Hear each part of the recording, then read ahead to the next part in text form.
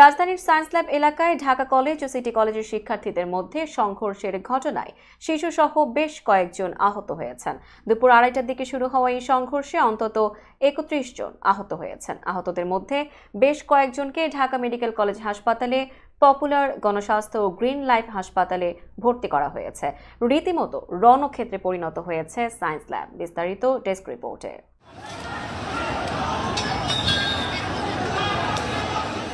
বুধবার বিকেল 4:45টার দিকে পুলিশ টিয়ার শেল নিক্ষেপ করলে কলেজের ভেতরে ঢুকে পড়েন সিটি কলেজের শিক্ষার্থীরা। ছত্রভঙ্গ হয়ে পড়েন ঢাকা কলেজের শিক্ষার্থীরাও।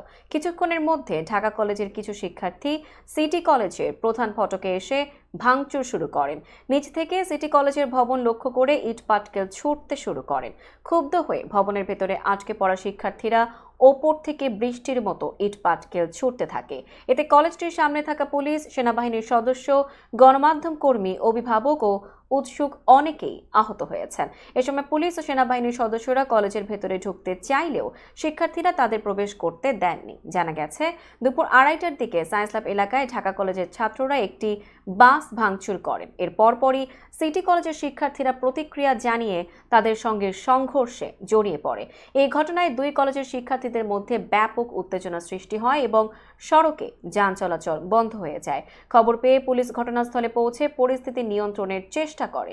তবে শেষ খবর পাওয়া পর্যন্ত উত্তেজনা অব্যাহত ছিল বলে জানা যায়। ঠিক কী নিয়ে এই সংঘর্ষ, সেই বিষয়ে ঢাকা কলেজ ও সিটি কলেজ কর্তৃপক্ষের কোনো আনুষ্ঠানিক বক্তব্য পাওয়া যায়নি। ঢাকা কলেজ শিক্ষার্থীদের অভিযোগ, সায়েন্স ল্যাব মোড়ে সিটি কলেজ শিক্ষার্থীরা তাদের কলেজের বাসে হামলা ও ভাঙচুর চালিয়েছে। অন্যদিকে সিটি কলেজের শিক্ষার্থীরা অভিযোগ অস্বীকার করে দাবি করছেন ঢাকা কলেজ শিক্ষার্থীরা তাদের কলেজে ঢুকে অতর্কিত হামলা চালিয়েছেন।